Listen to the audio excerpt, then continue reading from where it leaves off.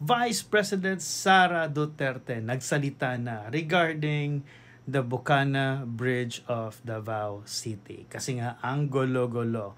Either si BBM ang may-ari ng project na to or sa mga Duterte. Look at this.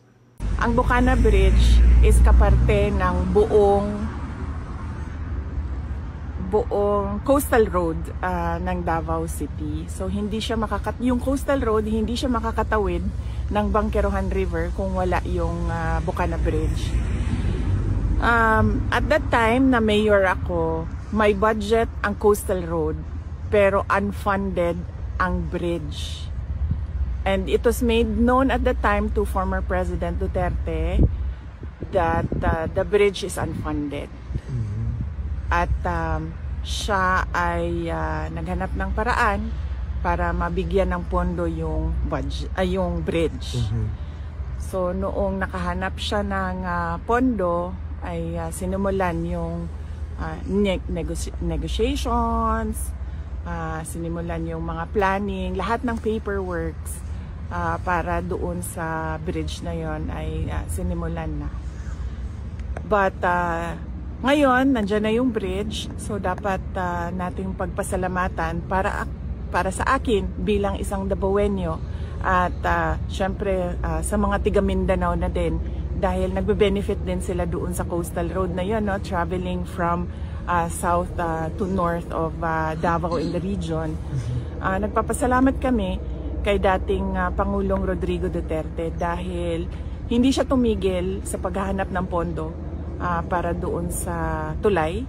At syempre nagpapasalamat tayo sa People's Republic of China dahil buong-buo nila binigay yung entire cost ng tulay na iyon. So walang gastos ang City Government of Davao, walang gastos ang Pilipinas para tayo magkaroon ng bridge na iyon.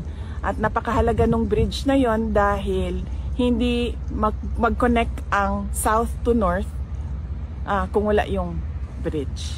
What is your reaction, VP, with the statement of President Bongbong Marcos saying that this is one of the 4 legacy projects under his administration so far? Basta sa akin yun na lang. Bilang Davaoenyo at bilang Mindanaon, nagpapasalamat ako kay dating Pangulong Rodrigo Duterte dahil ang totoo talaga niyan, alam niya at the time yung problema ko bilang mayor. Now, may coastal road, may budget ang coastal road, pero wala kaming budget para sa tulay. At and yes, as I said, yung source of fund, ang People's Republic of China, sila yung pinagpapasalamatan ko. So ayan, malinaw. Even if i-search mo siya sa Google, it's the same information na makita mo dun sa pinagsasabi ni Vice President Sara Duterte. Sabi nga niya, during her time, na mayor pa siya ng Davao, it was already a project. Wala lang funding during that time, so they asked her and FPRRD asked for help coming from Republic of China. Right? And they were able to support the plan. So technically, ang nag-provide ng funding doon yung China. Right? Ang nag-project noon is of course yung mga Duterte. Since ngayon siya natapos, of course, under siya kay BBM. Right? Natapos siya. But that doesn't mean na ang nag-plan noon, ang nag-project noon, nag-implement ng funding or nag-ask ng funding coming from China is si BBM. Right? Of course, kay BBM matatapos. Kasi nga ngayon natapos, which is under his term pa.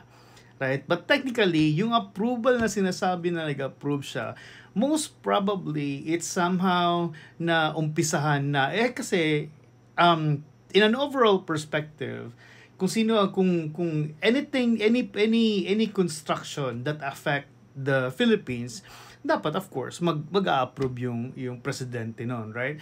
Technically, walang masyadong nagawa si BBM with this project. It's just only like a go signal that they have permission, parang clearance kung sabaga, that they have permission to construct this and that. But the project itself, the funding itself, walang walang bahid na BBM doon.